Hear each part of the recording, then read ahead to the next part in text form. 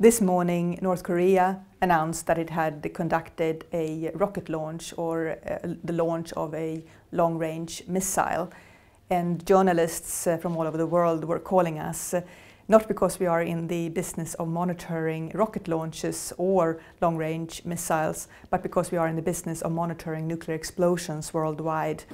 CTBTO has different stations around the world, 300 to more than 320 stations in 4 technologies: infrasound, hydroacoustic, seismic, and radionuclide. And they are sensing if there is any nuclear explosion around the globe. And these stations have the mandate to basically look and listen to the Earth to make sure that there's no nuclear testing. I'm dealing with radionuclide, both particulate, which are sampling air on a filter and measuring it, and noble gas, which can be vented after a nuclear explosion. Here in the Operations Center, we are ensuring that we receive all the data from all our stations in the network, and we make sure that when we miss some data, we contact the local operators to check the reason and to try to help to resolve the issues. Today, just a couple of stations is down because of some of the station issues like a power problem or a computer problem or something like that.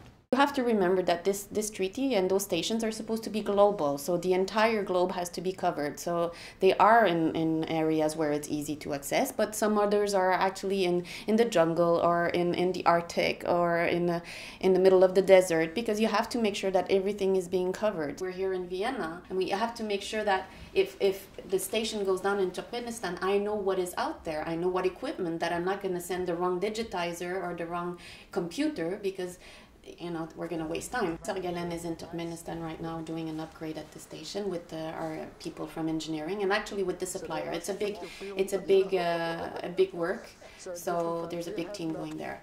I also have Jacques, who's in Jacques Pretorius. He's in South Africa right now working on one of the stations down there. We received a spectrum coming from a station in the world, and we do the analysis. So the spectrum has several peaks, which are characteristics from certain nuclides. So we have to identify it after the automatic processing.